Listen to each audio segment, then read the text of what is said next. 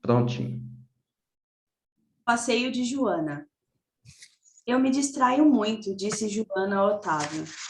Assim como o espaço rodeado por 4 paredes tem um valor específico, provocado não tanto pelo fato de ser espaço, mas pelo de estar rodeado por paredes.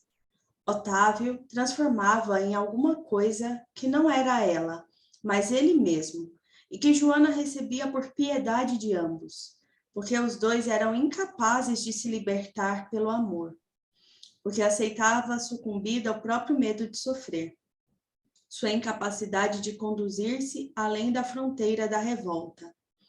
E também, como ligar-se a um homem se não permitindo que ele a aprisione? Como impedir que ele desenvolva sobre seu corpo e sua alma suas 4 paredes? E havia um meio de ter as coisas sem que as coisas a possuíssem? A tarde era nua e límpida, sem começo nem fim. Pássaros leves e negros voavam nítidos no ar puro. Voavam sem que os homens os acompanhassem com um olhar sequer. Bem longe, a montanha pairava grossa e fechada. Havia 2 maneiras de olhá-la. Imaginando que estava longe e era grande, em primeiro lugar. Em segundo, que era pequena e estava perto. Mas, de qualquer modo, uma montanha estúpida, castanha e dura. Como odiava a natureza às vezes. Sem saber por quê, pareceu-lhe que a última reflexão, misturada à montanha, concluía alguma coisa, batendo com a mão aberta sobre a mesa. Pronto! Pesadamente.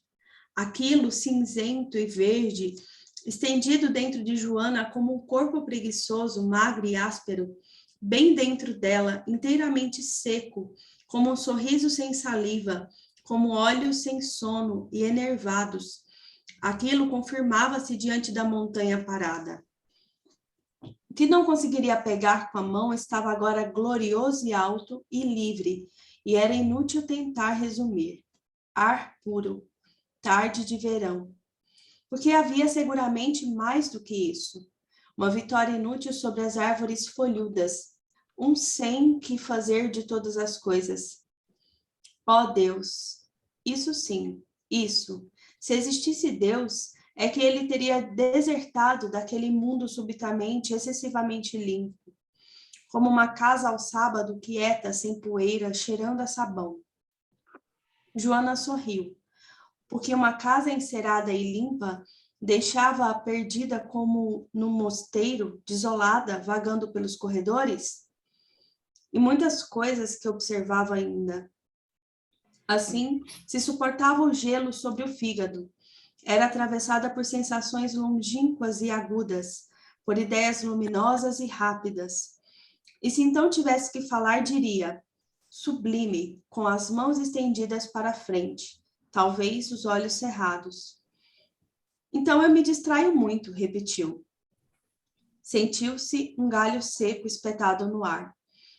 Quebradiço, coberto de cascas velhas.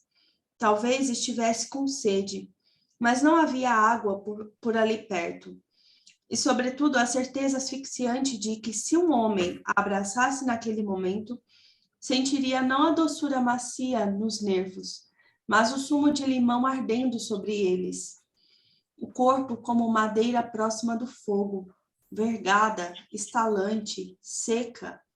Não podia acalentar-se dizendo, isto é apenas uma pausa, a vida depois virá como uma onda de sangue, levando-me, lavando-me, umedecendo a madeira crestada. Não podia enganar-se, porque sabia que também estava vivendo e que aqueles momentos eram o auge de alguma coisa difícil, de uma experiência dolorosa que ela devia agradecer. Quase como sentir o tempo fora de si mesma, abstraindo-se. Eu notei. Você gosta de andar, disse Otávio apanhando um graveto.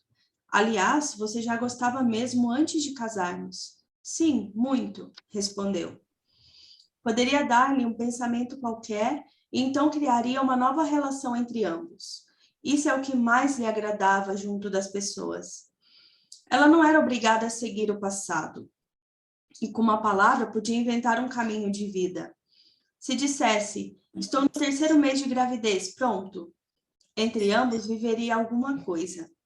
Se bem que Otávio não fosse particularmente estimulante.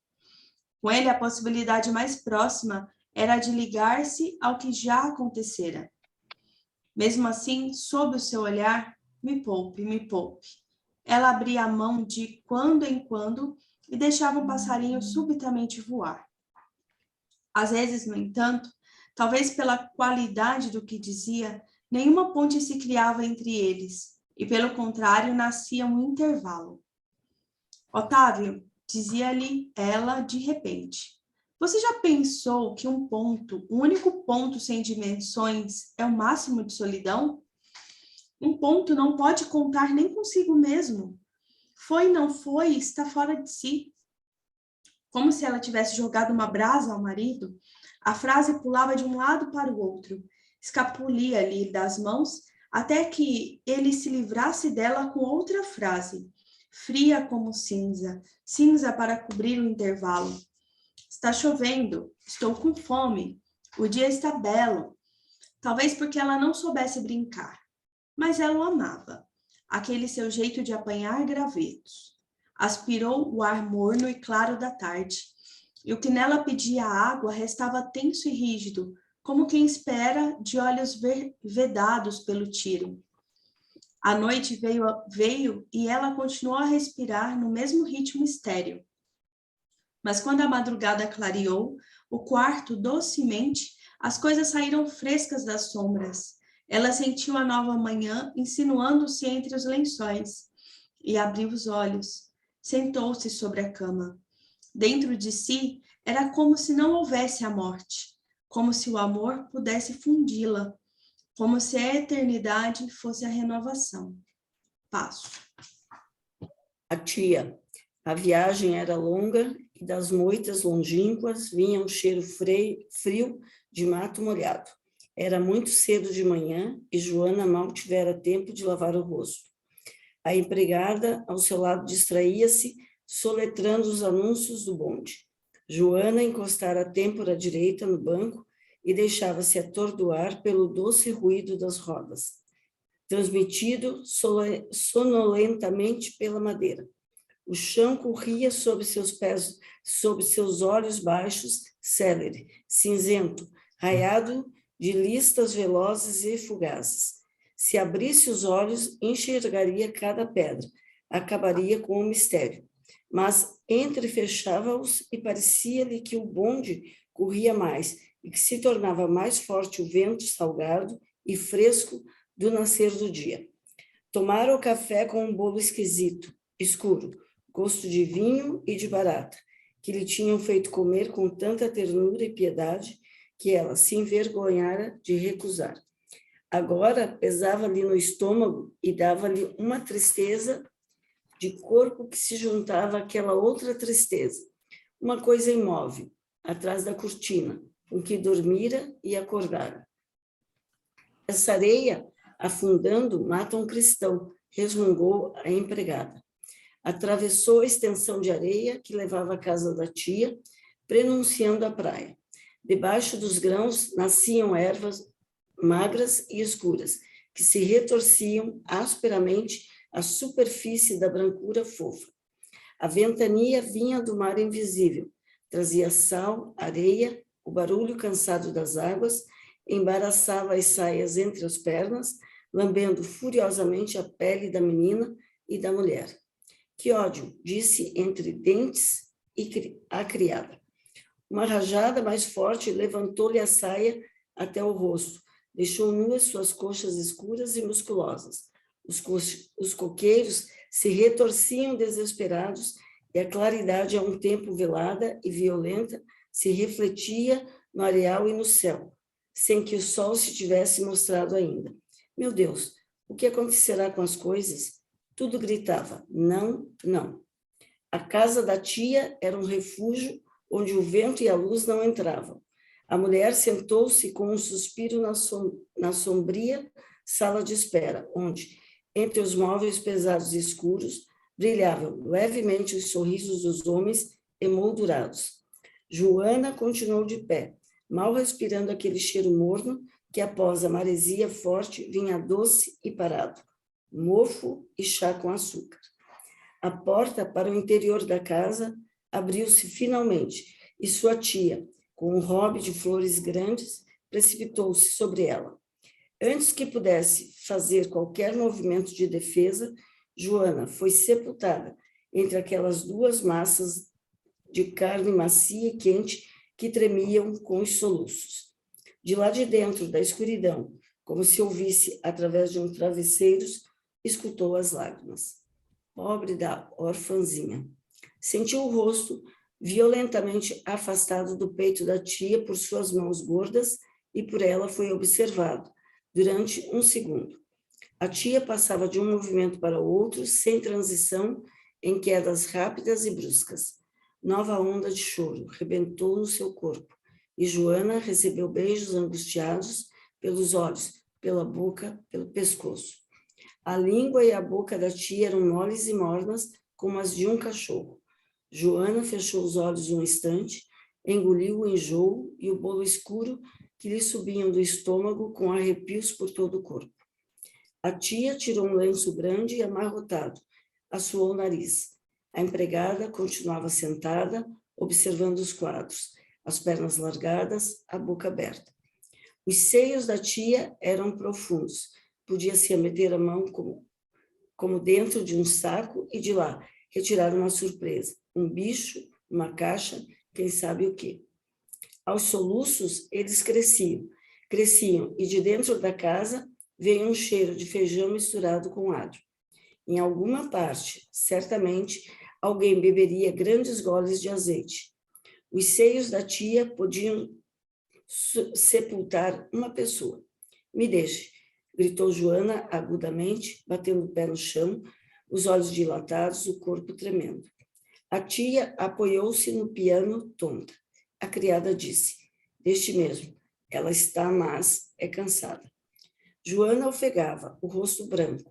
Passou os olhos escurecidos pela salinha, perseguida.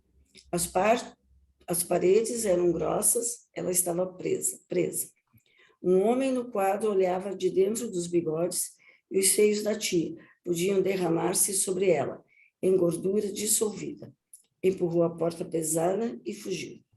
Uma onda de vento e de areia entrou no hall, levantou as cortinas, trouxe leve ar fresco. Pela porta aberta, o lenço na boca, tampando o soluço e a surpresa.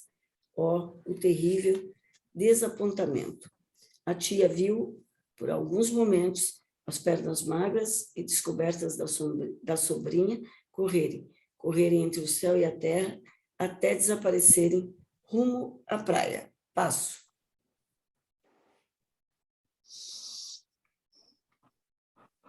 Joana enxugou com as costas. Vai, Jorge, vai. Joana enxugou com as costas das mãos o rosto umedecido de beijos e lágrimas. Respirou mais profundamente. Sentiu ainda o gosto insosso daquela saliva morna, o perfume doce que vinha dos seios da tia. Sem se conter mais, a cólera e a repugnância subiram-lhe em vagas violentas, e nele nada para a cavidade entre as rochas vomitou, os olhos fechados, o corpo doloroso e vingativo. O vento lambia rudemente agora, pálida e frágil. A respiração leve sentiu salgado, alegre, correr pelo seu corpo, por dentro do seu corpo, revigorando-o. Entreabriu os olhos. Lá embaixo o mar brilhava em ondas de estanho. Deitava-se profundo, grosso, sereno. Vinha denso e revoltado, enroscando-se ao redor de si mesmo. Depois, sob a areia silenciosa, estirava-se como um corpo vivo. Além das pequenas ondas tinha o mar. O mar, disse baixo a voz rouca. Desceu das rochas, caminhou fracamente pela praia solitária até receber a água nos pés. De cócoras, as pernas trêmulas, bebeu um pouco de mar. Assim ficou descansando. Às vezes, entrefechava os olhos, bem ao nível do mar, e vacilava, tão aguda era a visão. Apenas a linha verde comprida, unindo seus olhos à água infinitamente. O sol rompeu as nuvens, e os pequenos brilhos que cintilaram sobre as águas eram foguinhos acendendo e apagando. O mar, além das ondas, olhava de longe, calado, sem chorar, sem seios. Grande, grande, grande, sorriu ela. E, de repente, assim sem esperar, sentiu uma coisa forte dentro de si mesma, uma coisa engraçada que fazia com que ela tremesse um pouco. Mas não era frio, nem estava triste, era uma coisa grande que vinha do mar, que vinha do gosto de sal na boca, e dela própria. Não era tristeza, uma alegria quase horrível. Cada vez que reparava no mar e no brilho quieto do mar, sentia aquele aperto e depois afrouxamento no corpo, na cintura, no peito. Não sabia mesmo se havia de rir, porque nada era propriamente engraçado. Pelo contrário, pelo contrário, atrás daquilo estava o que acontecera ontem. Cobriu o rosto com as mãos, esperando quase envergonhada, sentindo o calor de seu riso e de sua expiração ser novamente sorvido. A água corria pelos seus pés, agora descalços, rosnando entre seus dedos, escapulindo clarinha, clarinha, como um bichinho transparente e vivo. Tinha vontade de bebê-lo, de mordê-lo devagar. Pegou-o com as mãos em concha. O pequeno lago quieto faiscava serenamente ao sol. Amornava, escorregava, fugia. A areia chupava-o depressa, e continuava como se nunca tivesse conhecido a aguinha. Nela molhou o rosto, passou a língua pela palma vazia e salgada. O sal e o sol eram pequenas setas brilhantes que nasciam aqui e ali, picando-a, estirando a pele de seu rosto molhado. Sua felicidade aumentou, reuniu-se na garganta como um saco de ar. Mas agora era uma alegria séria, sem vontade de rir. Era uma alegria quase de chorar. Meu Deus! Devagar veio vindo o pensamento, sem medo, não cinzento e choroso como viera até agora, mas nu e calado embaixo do sol como areia branca. Papai morreu. Papai morreu. Respirou vagarosamente. Papai morreu. Agora sabia mesmo que o pai morrera. Agora, junto do mar, onde o brilho era uma chuva de peixe de água. O pai morrera. Como o mar era fundo, compreendeu de repente. O pai morrera, como se vê o fundo do mar, sentiu. Não estava batida de chorar, compreendia que o pai acabara, só isso. E sua tristeza era um cansaço grande, pesado, sem raiva. Caminhou com ele pela praia imensa. Olhava os pés escuros e finos como galhos juntos da alvura quieta onde eles afundavam e de onde se erguiam ritmamente, numa respiração. Andou e não havia o que fazer. O pai morrera. Deitou-se de bruços sobre a areia, as mãos resguardando o rosto, deixando apenas uma pequena fresta para o ar. Foi-se fazendo escuro, e aos poucos círculos e manchas vermelhas, bolas cheias e trêmulas, surgiram aumentando e diminuindo. Os grãos de areia picavam sua pele, nela se enterravam. Mesmo de olhos fechados, sentiu que na praia as ondas eram sugadas pelo mar rapidamente, também de pálpebras cerradas. Depois voltavam de manso, as palmas das mãos abertas, o corpo solto. Era bom ouvir o seu barulho. Eu sou uma pessoa. E muitas coisas iam se seguir. O que acontecesse contaria a si própria. Mesmo ninguém entenderia, ela pensava uma coisa e depois não sabia contar igual. Sobretudo nisso, de pensar tudo era impossível. Por exemplo, às vezes tinha uma ideia e surpreendida refletia, por que não pensei nisso antes? Não era a mesma coisa que ver subitamente um cortezinho na mesa e dizer, ora, eu não tinha visto. Não era. Uma coisa que se pensava não existia antes de se pensar. Por exemplo, assim, a marca dos dedos de Gustavo. Isso não vivia antes de se dizer. A marca dos dedos de Gustavo. O que se pensava passava a ser pensado. Mas ainda nem todas as coisas que se pensam passam a existir daí em diante. Porque se eu digo, titi almoça com titio, eu não faço nada a viver. O mesmo se eu resolvo, vou passar, é bom passeio, e nada existe.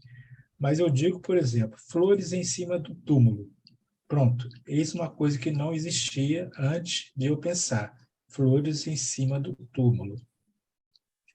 A música também, por que não tocava sozinha? Todas as músicas existiam?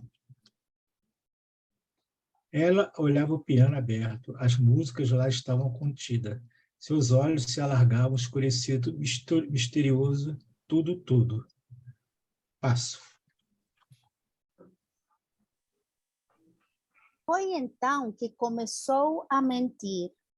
Ela era uma pessoa que já começara, pois tudo isso era impossível de explicar, como aquela palavra nunca, nem masculina, nem feminina.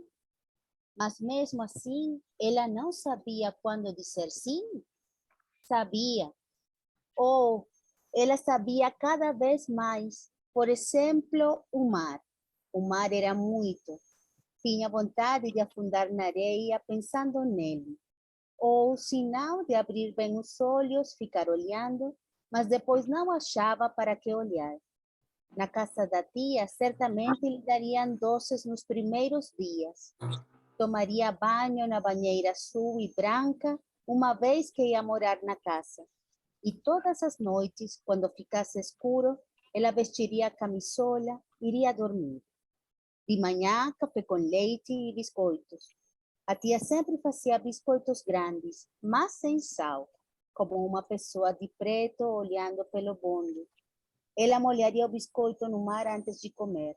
Daria uma mordida e voaria até casa para beber um gole de café. E assim por diante.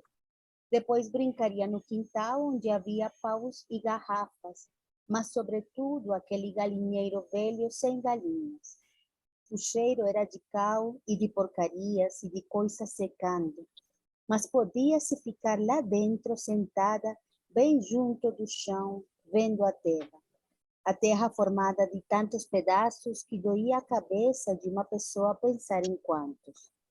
O galinheiro tinha grades e tudo. Seria a casa dela, e havia ainda a fazenda do tio, que ela apenas conhecia, mas onde passaria de agora em diante as férias. Quantas coisas estava ganhando, hein? Afundou o rosto nas mãos. Oh, que medo, que medo! Mas não era só medo. Era assim como quem acaba uma coisa e diz: acabei, professora. E a professora diz: espere sentada pelos outros. E a gente fica quieta esperando, como dentro de uma igreja alta e sem dizer nada.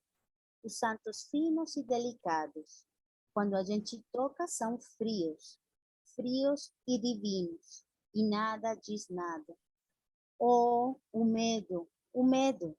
Porém, não era só medo. Não tenho nada o que fazer também. Não sei o que fazer também. Como olhar uma coisa bonita, um pintinho fofo, o mar, um aperto na garganta, mas não era só isso. Olhos abertos, piscando, misturados com as coisas atrás da cortina. Passo.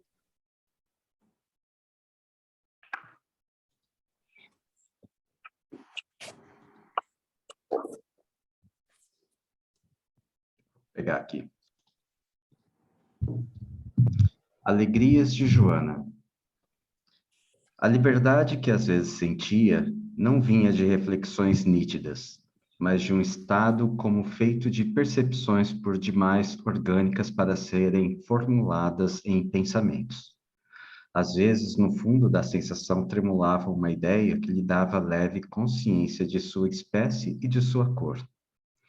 O estado para onde deslizava quando murmurava, eternidade. O próprio pensamento adquiria uma qualidade de eternidade. Aprofundava-se magicamente e alargava-se sem propriamente um conteúdo e uma forma, mas sem dimensões também. A impressão de que se conseguisse manter-se na sensação por mais uns instantes teria uma revelação, facilmente como enxergar o resto do mundo apenas inclinando-se da Terra para o espaço. Eternidade não era só o tempo, mas algo como a certeza enraizadamente profunda de não poder contê-lo no corpo por causa da morte. A impossibilidade de ultrapassar a eternidade era eternidade. E também era eterno um sentimento em pureza absoluta, quase abstrato. Sobretudo, dava ideia de eternidade a impossibilidade de saber quantos seres humanos se sucederiam após seu corpo, que um dia estaria distante do presente com a velocidade de um bólido. Definia a eternidade e as explicações nasciam fatais como as pancadas do coração. Delas não mudaria um termo sequer, de tal modo eram sua verdade. Porém, mal brotavam, tornavam-se vazias logicamente. Definir a eternidade como uma quantidade maior que o tempo e maior mesmo do que o tempo que a mente humana pode suportar em ideia também não permitiria, ainda assim, alcançar sua duração. Sua qualidade era exatamente não ter quantidade, não ser mensurável e divisível, porque tudo que se podia medir e dividir tinha um princípio e um fim. Eternidade não era a quantidade infinitamente grande que se desgastava, mas eternidade era a sucessão. Então Joana compreendia subitamente que na sucessão encontrava-se o máximo de beleza, que o movimento explicava a forma.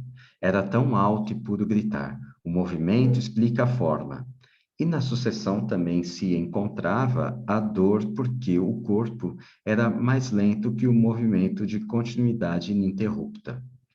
A imaginação aprendia e possuía o futuro do presente, enquanto o corpo restava no começo do caminho, vivendo em outro ritmo, cego à experiência do espírito. Através dessas percepções, por meio delas, Joana fazia existir alguma coisa. Ela se comunicava a uma alegria suficiente em si mesma. Havia muitas sensações boas. Subir o monte, parar no cimo e, sem olhar, sentir atrás a extensão conquistada, lá longe a fazenda. O vento fazendo esvoaçar as roupas, os cabelos. Os braços livres, o coração fechando e abrindo selvagemente, mas o rosto claro e sereno sob o sol. E sabendo principalmente que a terra embaixo dos pés era tão profunda e tão secreta, que não havia a temer a invasão do entendimento dissolvendo seu mistério. Tinha uma qualidade de glória esta sensação. Certos momentos da música.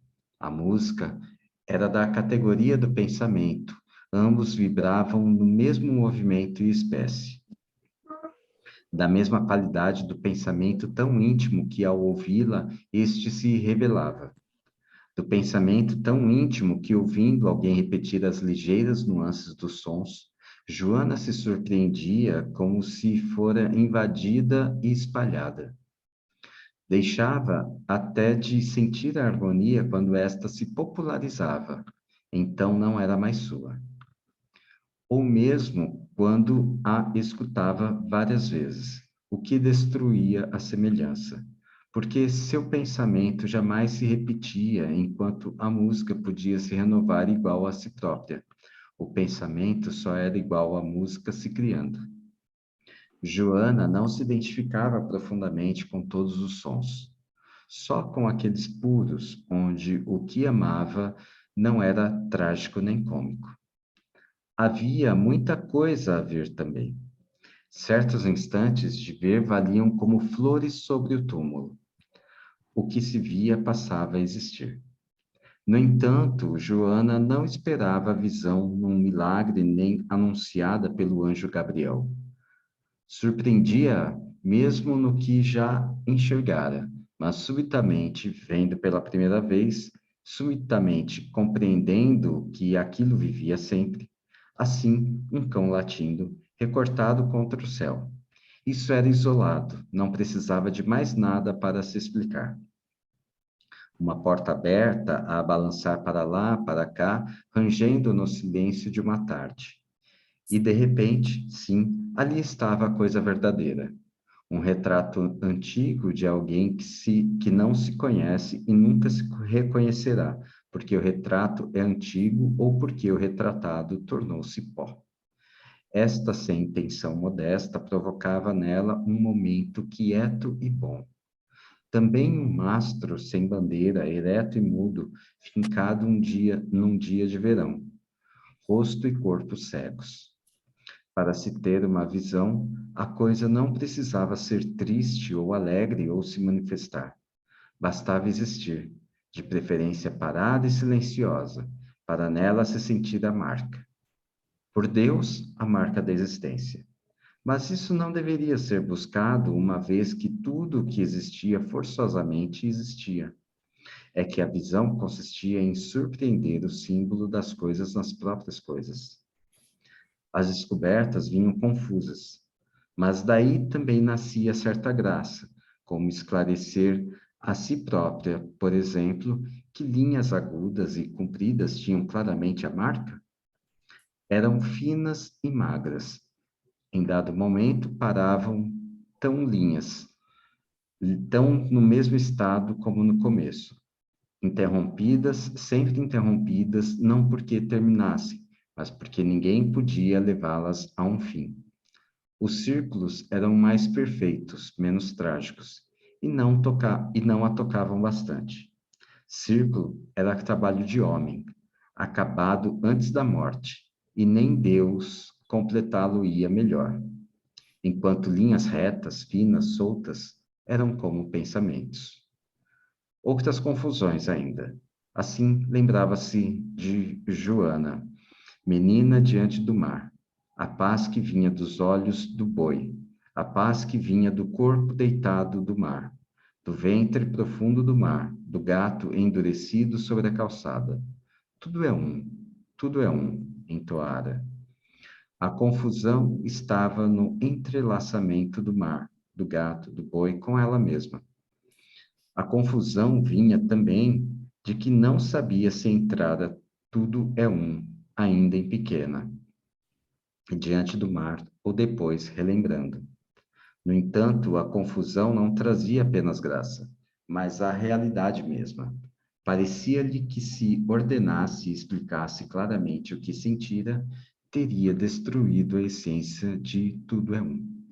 Na confusão, ela é ela era a própria verdade inconscientemente, o que talvez desse mais poder de vida do que conhecê-la.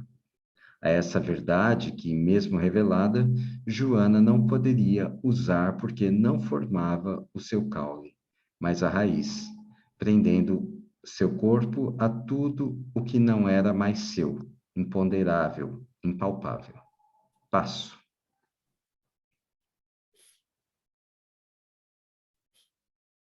Ó, havia muitos motivos de alegria. Alegria sem riso, séria, profunda, fresca, quando descobria coisas a respeito de si mesma, exatamente no momento em que falava, o pensamento correndo paralelo à palavra. Um dia, contara a Otávio histórias de Joana menina, do tempo de criada, que sabia brincar como ninguém. Brincava de sonhar. Está dormindo? Muito. Então acorde de madrugada. Sonhou? A princípio sonhava com carneiros, com ir à escola, com gatos tomando leite. Aos poucos sonhava com carneiros azuis, com ir a uma escola no meio do mato, com gatos bebendo leite vermelho em pires de ouro. E cada vez mais se adensavam os sonhos e adquiriam cores difíceis de se diluir em palavras. Sonhei que as bolas brancas vinham subindo de dentro. Que bolas? De dentro de onde? Não sei. Depois de ouvi-la, Otávio lhe dissera: agora penso que talvez tivesse abandonado você muito cedo. A casa da tia, os estranhos, depois o internato. Joana pensava. Mas havia o professor. Respondera: não, o que mais poderiam fazer comigo? Ter tido uma infância não é o máximo? Ninguém conseguiria tirá-la de mim. E, nem, e nesse instante já começara a ouvir-se curiosa. Eu não voltaria um momento à minha meninice, continuara Otávio absorto, certamente pensando no tempo de sua prima Isabel e da doce Lídia. Nem um instante sequer. Mas eu também apressara-se, Joana, em responder, nem um segundo. Não tenho saudade, compreende? E nesse momento declarou alto, devagar, deslumbrada. Não é saudade, porque eu tenho agora a minha infância mais do que enquanto ela decorria. Sim, havia muitas coisas alegres misturadas ao sangue. E Joana também podia pensar e sentir em vários caminhos diversos simultaneamente. Assim, enquanto Otávio falara, apesar de ouvi-lo, observava pela janela uma velhinha ao sol, encardida, leve e rápida, um galho trêmulo à brisa, um galho seco onde havia tanta feminilidade. Pensara Joana a pobre poderia ter um filho, e se a vida não tivesse secado no seu corpo. Depois, mesmo enquanto Joana respondia a Otávio, lembrava-se do verso que o pai fizera especialmente para ela brincar num dos que é que eu faço. Margarida, a Violeta conhecia. Uma era cega, uma bem loura vivia. A cega sabia o que a doida dizia e terminou vendo que ninguém mais via. Como uma roda rodando, rodando, agitando o ar e criando brisa. Mesmo sofrer era bom, porque enquanto mais baixo o sofrimento se desenrolava, também se existia, como um rio à parte. E também se podia esperar um instante que vinha, e de súbito se precipitava em presente, e de repente se dissolvia, e outro que vinha. Passo.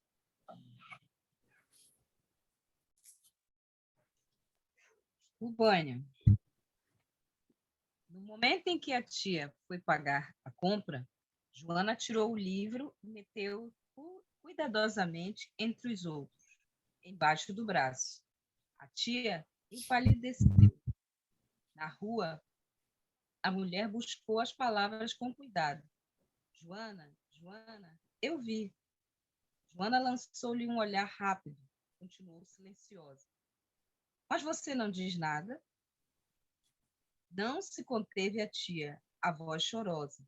Meu Deus, mas o que vai ser de você? Não se assuste, tia. Mais uma menina ainda. Você sabe o que fez? Sei. Sabe? Sabe a palavra? Eu roubei o livro, não é isso? Mas Deus me valha. Eu já nem sei o que faça, pois ela ainda confessa. A senhora me obrigou a confessar. Você acha que se pode roubar? Bem, talvez não. Por que então? Eu posso. Você? Gritou a tia. Sim, roubei porque quis. Só roubarei quando quiser. Não faz mal nenhum. Deus me ajude. Quando faz mal, Joana? Quando a gente rouba e tem medo. E eu não estou contente nem triste. A mulher olhou-a desamparada. Minha filha, você é quase uma mocinha. Pouco falta para ser gente. Daqui a dias terá que abaixar o vestido. Eu lhe imploro, prometa que não faz mais isso. Prometa. Prometa em nome do Pai. Joana olhou-a com curiosidade. Mas, se eu estou dizendo que posso tudo, que eram inúteis as explicações. Sim, prometo, em nome do meu Pai. Mais tarde, passando pelo quarto da tia, Joana ouviu a voz baixa e entrecortada de respirações. Joana colou o ouvido à porta, naquele lugar onde até já se via a marca de sua cabeça. Como um pequeno demônio, eu, com a minha idade e minha experiência, depois de ter criado uma filha já casada, fico fria ao lado de Joana. Eu nunca tive esse trabalho com nossa Armanda. Que Deus a conserve para o seu marido. Não posso cuidar mais da menina. Alberto, juro, eu posso tudo. Me disse ela depois de roubar. Imagine, fiquei branca. Contei a Padre Felício, pedi conselho. Ele tremeu comigo. Ah, impossível continuar. Mesmo aqui em casa, ela é sempre calada, como se não precisasse de ninguém. E quando olha, é bem nos olhos, pisando a gente. Sim, disse o tio devagar, o regime severo de um internato poderia amansá-la. Padre Felício tem razão. Acho que se seu irmão fosse vivo, não hesitaria em matricular Joana no internato, depois de vê-la roubar. Logo, esse pecado, um dos que mais ofendem a Deus, no fundo é isso, o que me dói um pouco. O pai negligente como era, não se incomodaria de mandar Joana até mesmo para um reformatório. Tenho pena de Joana, coitada. Você sabe, nós nunca teríamos internado a Armanda, mesmo que ela roubasse a livraria inteira. É diferente, explodiu a tia vitoriosa. Armanda, até roubando, é gente.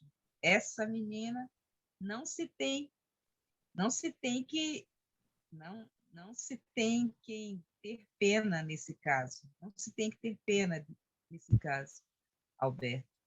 Eu é que sou a vítima. Mesmo quando Joana não está em casa, fico agitada. Parece loucura, mas é como se ela estivesse me vigiando, sabendo o que eu penso.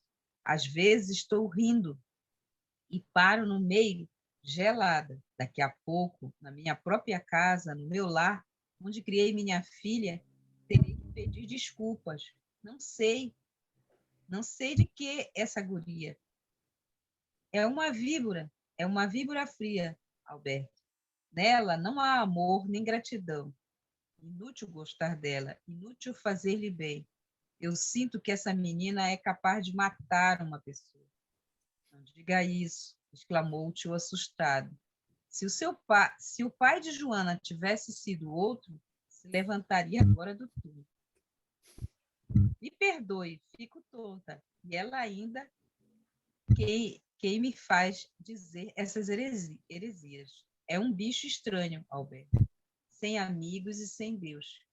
E me perdoe. As mãos de Joana se mexeram, independente de sua vontade. Observou-as vagamente, curiosa, e esqueceu-as logo depois. O teto era branco, até seus ombros, que ela sempre considerara tão distantes de si mesma, palpitavam vivos, trêmulos. Quem era ela? A víbora? Sim, sim. Para onde fugir? Não se sentia fraca, mas, pelo contrário, possuída de um ardor pouco comum, misturado a certa alegria, sombria e violenta. Estou sofrendo, pensou de repente e surpreendeu-se. Estou sofrendo, dizia-lhe uma consciência à parte. E, subitamente, esse outro ser agigantou-se e tomou o lugar do que sofria. Nada acontecia se ela continuava a esperar o que ia acontecer. Podiam-se parar os acontecimentos e bater vazia com os ombros, bater vazia como os segundos do relógio? Permaneceu oca por uns instantes, vigiando-se, atenta, prescrutando a volta da dor. Não a queria. É como para deter-se, cheia de fogo, esbofeteou o próprio rosto.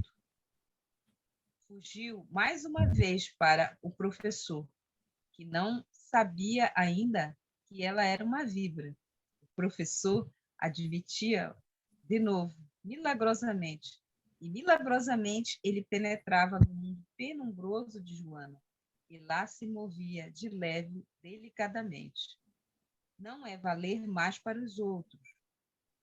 Não é valer mais para os outros. Em relação ao humano ideal, é valer mais dentro de si mesmo. Compreende, Joana? Sim, sim. Ela falava a tarde toda. Afinal, nessa busca de prazer está resumida a vida animal. A vida animal é complexa, resume-se na busca do prazer, no seu temor e, sobretudo, na insatisfação dos intervalos. É um pouco simplista o que eu estou falando, mas não importa por quanto, compreende? Toda ânsia é busca de prazer.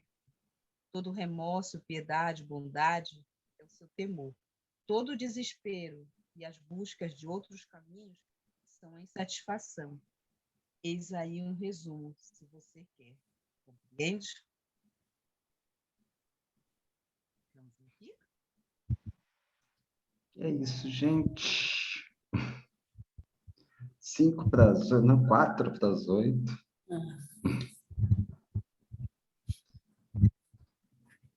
É um texto denso, né? É. É Então, muito denso. ela escreveu com 17 anos, é isso? Que a Tânia acho que estava falando?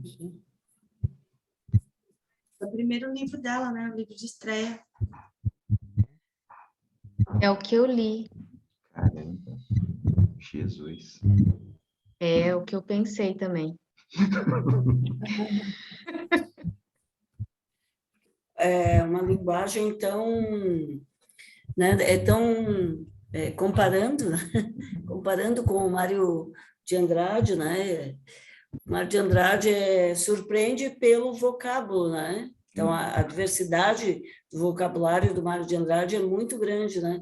A Clarice é um vocabulário muito comum, mas de uma profundidade, de uma intensidade, né? Uma coisa que vai levando a gente, né? Nossa, eu achei esse livro aqui, aqui em casa, se chama Escritura Nômade, de Clarice Lispector, eu ganhei no tempo que fazia faculdade.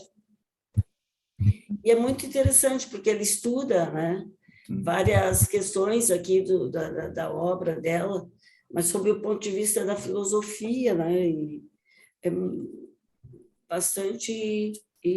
assim, só vou ler aqui algo aqui que eu dei uma marcada, que é, então, o que a autora aqui diz, né, que é a Simone Curie, diz que a escritura da Clarice é como fluxo eternamente móvel, transbordante por entre as margens, interstícios por onde se faz deslizar o texto, o fragmento, a deriva na orientação dos ventos. Né? Que é isso que né, que a profundidade do texto aqui, lendo, né? É isso, né? Muito legal. Existem os fatos, né, narrados, mas até esse fato ser apresentado, muita coisa dentro acontece, né? E esse de dentro, esse do avesso que ela deixa à mostra o tempo todo para a gente, né? Sim, sim, sim. Para mim, o trecho que ficou assim forte foi: às vezes, no entanto, talvez pela qualidade do que dizia, nenhuma ponte se criava entre eles, e pelo contrário, nascia um intervalo. Uhum. Sim, sim. É interessante como ela consegue descrever, né, as emoções dela, né? Às vezes eu me percebo com emoção, mas descrever essas emoções e depois voltar atrás, se contradizer e voltar, caramba, é muito interessante, né? É. Ai, ai. Mas é uma característica feminina, né? Descrever as emoções, né? É mais o feminino, é mais é mais comum, né? A mulher descrever suas emoções, né? Eu acho. Acho que hoje em dia a gente já está conseguindo criar meninos que consigam melhor fazer isso, né? Que a gente começou, porque é uma estrutura posta, né? De que o homem não pode demonstrar as suas emoções, falar das suas emoções. Então, hoje, por exemplo, com meu filho de 3 anos, né? Desde tão cedo, eu mostro para ele que ele pode sentir raiva e ele pode falar da raiva dele. Então, eu acredito que quando ele for um adulto, talvez ele não tenha essa dificuldade tão grande quanto os homens de tempos atrás, como o meu companheiro, como meu pai, meu avô, porque ele tem, hoje em dia, passe livre para também falar das suas emoções e não ser menos menino por isso, né? Mas ser mais humano por isso. Sim, sim. Eu acho que o feminino também, não importa se é homem ou mulher, né? Porque é o feminino dentro do ser humano, né? Então, eu fico... As mulheres antigamente eram muito repreendidas, né? Quem soltava a raiva era o homem, mas quem define os sentimentos são as mulheres. É uma coisa meio contraditória, né? Não agora as coisas realmente, como diz a Pâmela, está mudando, né? Mas eu acho que todo mundo tem o feminino, né? É Com tão certeza. complexo, é tão complexo isso, né? A Pamela falando, é, essa questão de ser homem ou de ser mulher, o feminino e o masculino, tem a Simone de Beauvoir que fala, né? Não se nasce mulher, torna-se. E aí a gente nasce numa determinada sociedade, uma determinada família que vai orientando a gente, né? Vai colocando a gente na caixinha do homem, na caixinha da mulher, e como o Jorge falou, a gente tem as duas coisas juntas, por isso tanto adoecimento, né? Porque a mulher também tem ira, o homem também tem sensibilidade. Alguns homens são bem mais sensíveis do que muitas mulheres. A gente é um complexo grande, né? E que a gente nasce num lugar que aprisiona a gente. E talvez a gente esteja fazendo esse movimento, né? Para sair dessas caixinhas. E tem um movimento não querendo que isso aconteça, né?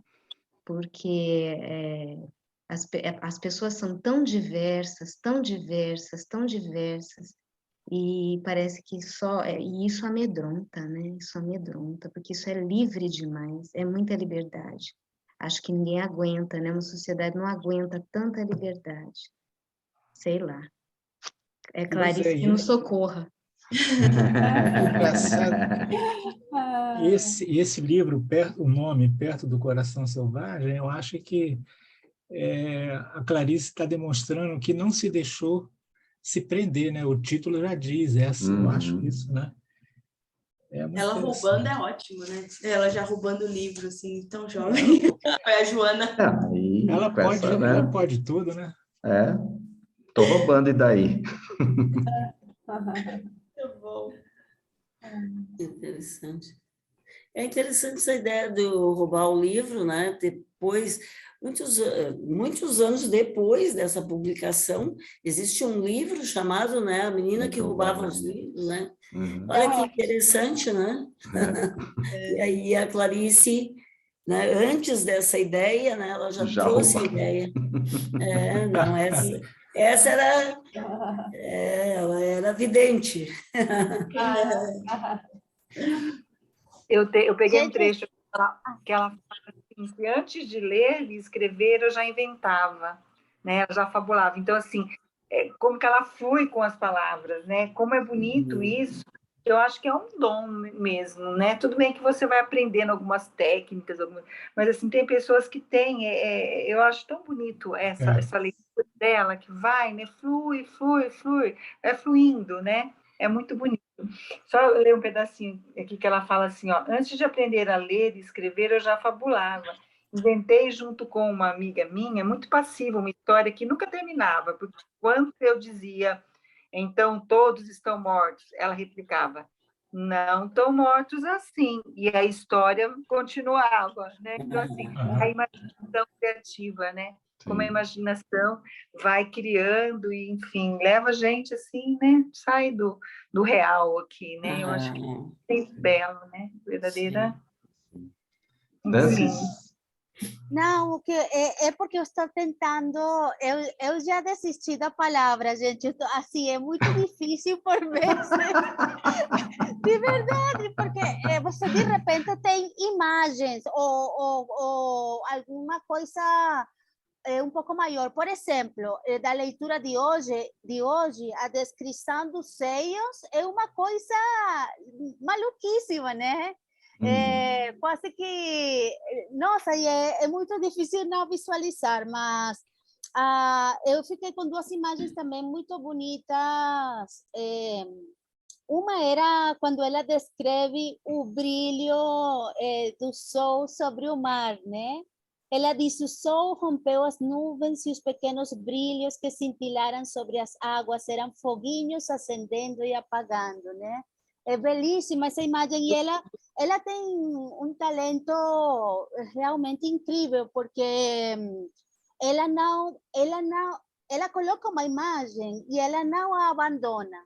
Pouco depois ela a retoma e a torna mais complexa, ou a reformula, ou diz exatamente o contrário. Então, é como que o leitor instintivamente está obrigado a refletir como de outra forma, né? E a outra imagem que para mim foi muito linda é essa questão de pensar a eternidade não como um assunto temporal, mas como um assunto infinito, quase como um assunto espacial, né? Eu achei lindo isso quando ela diz: eternidade não era só o tempo, mas algo como a certeza enraizadamente profunda de não poder contê-lo no corpo por causa da morte. E continua por isso, né? Que ela não, parece que não. Tem um trabalho muito bonito de não abandonar as imagens, de insistir, reformular, recolocar, ampliar. Então, e ao mesmo tempo também tem outra coisa, né?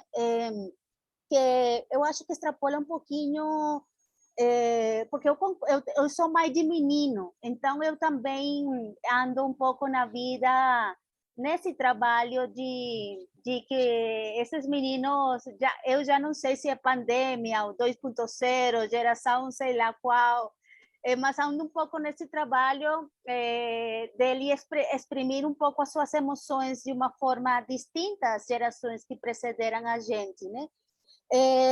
Mas a gente sente neste texto um olhar muito feminino, independentemente dessa situação contemporânea, né? E nesse olhar feminino tem uma coisa que chama muito a atenção, que é como essa tensão entre, como se diria, o moralmente aceito, o bom comportamento e o que realmente se sente. Tem um trecho que agora eu não vou saber exatamente qual é, onde a Joana está falando de como ela se sente após a perda do pai. O texto ainda não diz que é o pai, mas fala de uma órfã, então a gente entende que é uma órfã. Mas aí, de repente, vem falando dos seios, eu acho, então, de repente, fala de cólera, de repugnância, de vagas violentas de choro, de corpo vingativo, e tudo indica que estamos falando de uma menina, né? Mas o entorno parece doméstico. Então, é muito curioso isso que acontece aí, porque é muito tenso, é feminino, cheio de emoções, tenso, e também tem essa coisa escura, em algum momento se fala de vômito. Então, tem essa outra parte, né, que me chama a atenção, deixo assim para a gente ir observando, né, ao longo do livro, porque é legal de se observar. Era isso. Sim, com certeza. Mas é isso, gente. São 8h10 já. Mas, beleza, né? A semana passada não teve, então a gente extrapola. Né? Mas é isso. E Francis, acho que todo mundo já desistiu da palavra. Não! Acho que já... Eu ainda tento. Mas Mas é difícil mesmo. É difícil. Mas é isso, gente. Bora lá, então. Muito bom. Semana que vem a gente volta. Tá bom? Sim. Boa noite, então. Boa noite. Tchau, Boa noite, tchau. gente. Tchau, Tchau. Boa tchau. noite. Boa Tchau, noite. boa noite. Cadê?